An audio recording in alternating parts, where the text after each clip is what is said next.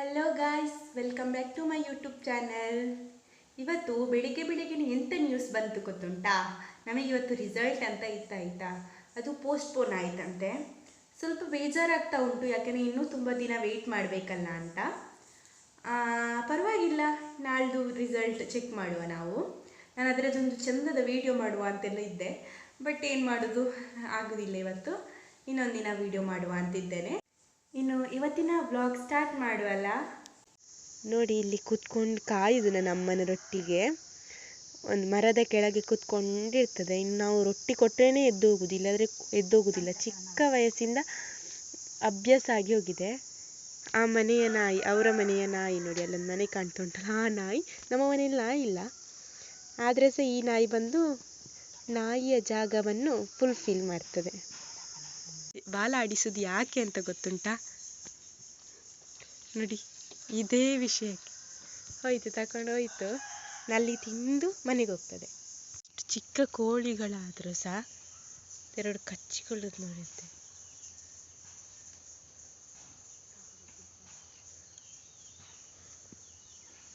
ನೋಡಿ,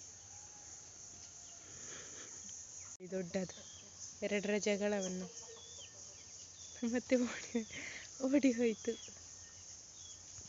ನೋಡಿ, ಇಲ್ಲಿ ನನಗೊಂದು ಹತ್ತಿ ಸಿಕ್ಕಿತು ಹಾರಿಕೊಂಡು. ಅದರದೊಂದು ಬೀಜ ಸಹ ನೋಡಿ ಹಾರಿಕೊಂಡು ಬರ್ತದೆ, ಇಲ್ಲಿ ಆದರೂ ಬೀಳ್ತದೆ, ಮತ್ತು ಅದರಲ್ಲಿ ಗಿಡ ಹುಟ್ಟುತ್ತದೆ.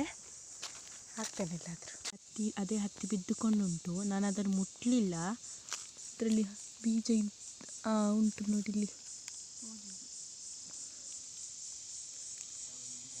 ನೋಡಿ, ಇಲ್ಲಿ ಬೀಜ ಇದರಲ್ಲಿ. ಇಲ್ಲಿ ಪಾಸದ ಗಿಡ ಆಗಲಿಕ್ಕೆ ಅಂತ ಬರೋದು. ಇಲ್ಲಿ ನೋಡಿ, ನಮಗೆ ಬೈನೆ ಗಿಡ ಸಿಕ್ಕಿತು. ಈ ಬೈನೆ ಮರ ಉಂಟಲ್ಲ, ಅದಂದರೆ ಆನೆಯ ಫೇವ್ರೆಟ್ ಅಂತಲೇ ಹೇಳ್ಬೋದು. ಅದು ಚಿಕ್ಕ ಗಿಡ ಇದ್ರೂ ಸಹ ಅದನ್ನು ಮೆಟ್ಟಿ ಅದರೊಳಗಿನ ತಿರುಳನ್ನು ತಿಂದು ಹಾಕ್ತದೆ.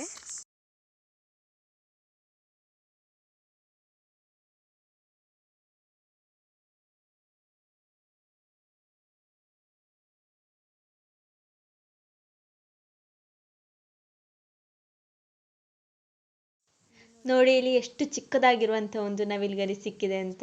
ಒಂದು ಚಿಕ್ಕ ಮರಿದಾಗಿರ್ಬೋದು, ಗೊತ್ತಿಲ್ಲ. ನೋಡಿ, ಇಲ್ಲಿ ಎಷ್ಟು ಅಂಟಿದೆ ಅಂದರೆ ಮೊನ್ನೆ ಮಳೆ ಬಂದು ಬಿಟ್ಟದ್ದು ಸಹ ಅದರಿಂದನೂ ಗೊತ್ತಿಲ್ಲ, ಅಥವಾ ಜೇಡ ಬಾಲೆ ಕಟ್ಟಿದ್ರಿಂದನೂ ಗೊತ್ತಿಲ್ಲ, ತುಂಬ ಅಂಟುಂಟು.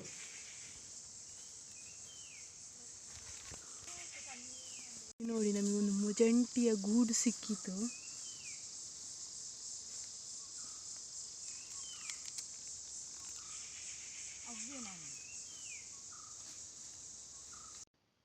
ಇಲ್ಲಿ ನೋಡಿ, ಇಲ್ಲೊಂದು ಪಾಪ್ ಕಾಣ್ತದೆ ನಿಮಗೆ.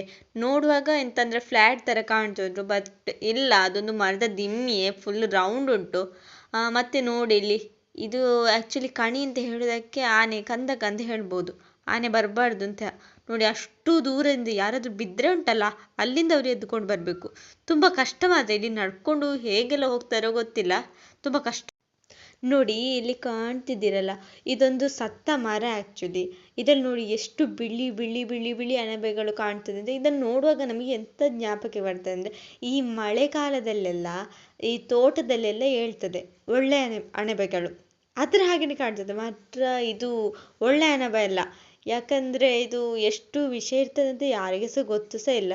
ಮತ್ತು ನೀವು ಯೋಚನೆ ಮಾಡ್ಬೋದು, ಅಂದರೆ ಗಾದೆ ಮಾತುಂಟಲ್ಲ, ಬೆಳ್ಳಗಿರುವುದೆಲ್ಲ ಹಾಲಲ್ಲ.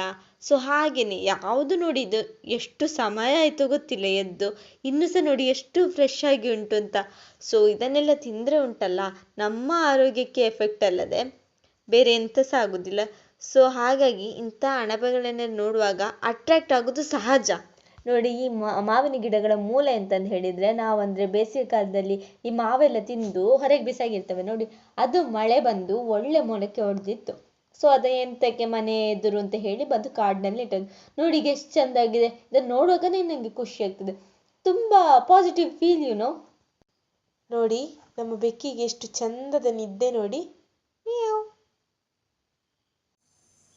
ಇವತ್ತಿನ ವ್ಲಾಗ್ ಇಷ್ಟೇ. ಈ ವ್ಲಾಗ್ ನಿಮಗೆ ಇಷ್ಟ ಆಗಿದ್ರೆ ಲೈಕ್ ಮಾಡಿ, ಶೇರ್ ಮಾಡಿ, ಕಮೆಂಟ್ ಮಾಡಿ, ಸಬ್ಸ್ಕ್ರೈಬ್ ಮಾಡೋದನ್ನು ಮರಿಬೇಡಿ ಅಂತ ಹೇಳ್ತಾ ನೆಕ್ಸ್ಟ್ ವ್ಲಾಗಲ್ಲಿ ಸಿಗುವ. ಬಾಯ್.